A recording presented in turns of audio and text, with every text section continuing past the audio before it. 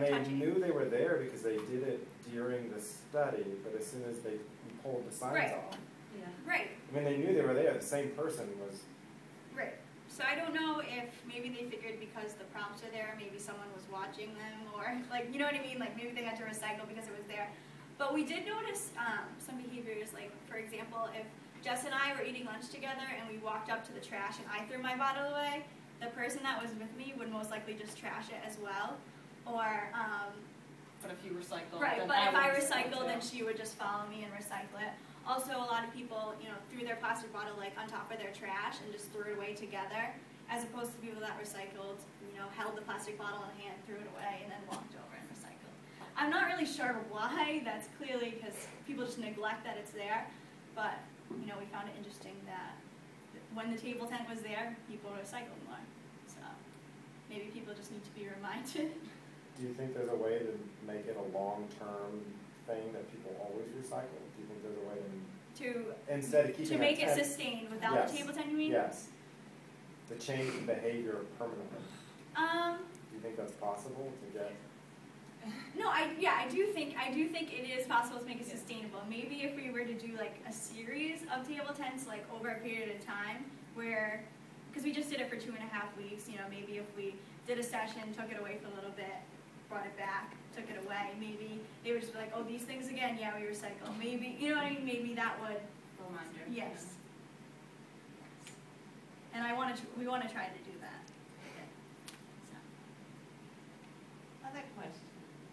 I just have a comment. You know, I think there's also some really interesting data in terms of everyday things and just how we use things along the lines you're talking about. We put it on top and we just throw it all away as one. And so in terms of sustaining recycling, like, what is the process that people do when they're throwing out their trash?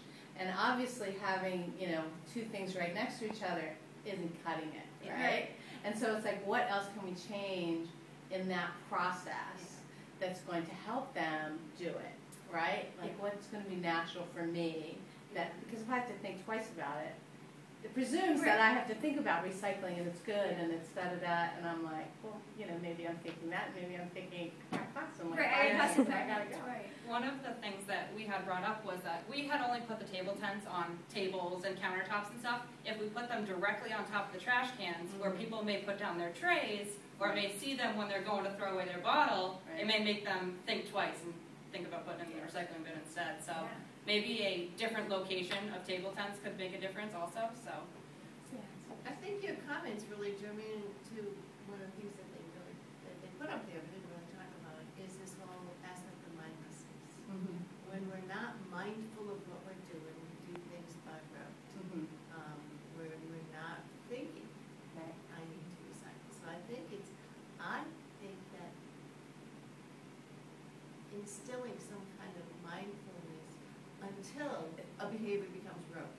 Well, and then when it becomes rote, after, you know, how long it takes to form a habit, you know, some people say a month, some people say 3 months, some people say 6 months, but when it becomes a habit, then you don't have to think about it. Then it's rote. There's a whole body of research around the process that they use in the medical industry and the airline industry to prevent medical error, right? And so it's, you know, and so one of the best examples I can illustrate is like with a gas cap. And it used to be with the gas cap from your car, you know, people would take the gas cap off and they'd put it on the top of their car and they'd fill the gas and then drive away with the gas cap on top of the car, right? Because you forget to put it back on, you just put it on. And so that's why they put that, now you can't, it's attached. And that's why, right? And they're like, well, why does that happen with a dipstick? Well, because a dipstick never leaves your hand, right? You never put it down. Like, why don't we need the little thing? So it looks at the actual process that people do, and then can we change that to change behavior and then make it sustainable? You know, which is what, you know, it's like, what is it about that? Right. Because it's not that people don't wanna. Right. You know, people wanna. yeah. Something. I don't know. It's very interesting. Well, like 61% of people want to. Well,